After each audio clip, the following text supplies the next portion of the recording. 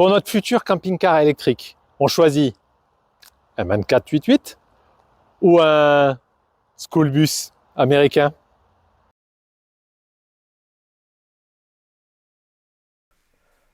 Bonjour à tous et bienvenue dans cette vidéo.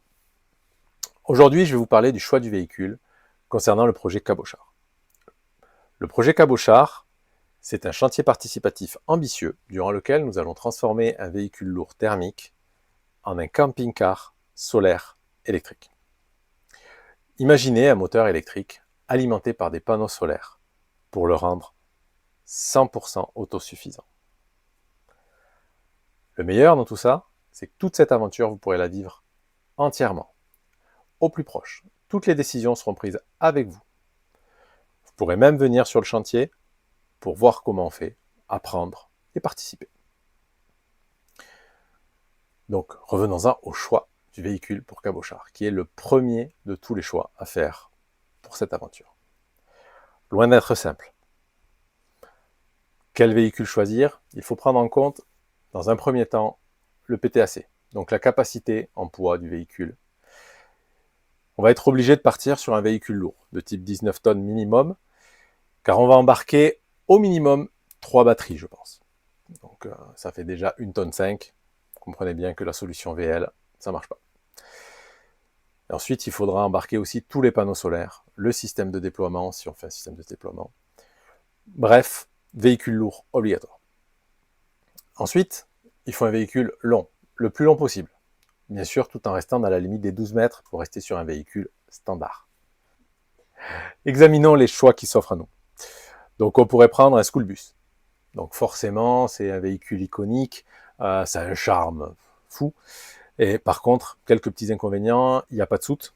Donc ça, ce ne sera pas très simple à gérer. Une hauteur sous plafond qui est relativement faible. Là aussi, ce ne sera pas très simple. Mais c'est beau. On peut prendre un car de voyage. Lui, par contre, au niveau confort, on est au top. Habitabilité, au top. Mais dès qu'on va vouloir sortir des routes simples, ça devient compliqué parce qu'il a une garde au sol qui est très basse.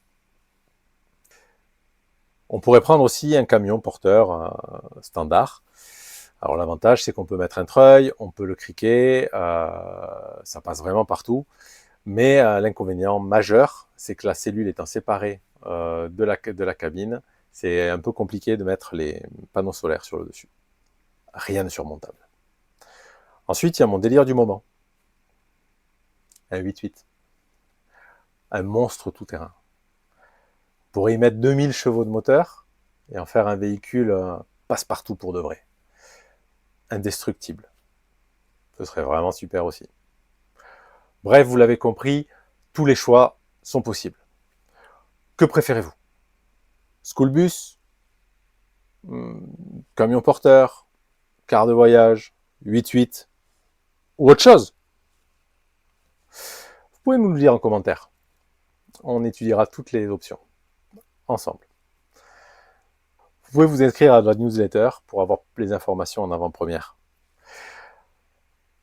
N'oubliez pas les pouces, les likes, la cloche, la totale. Restez informés sur ce projet. Ça va être un projet de dingue. À bientôt!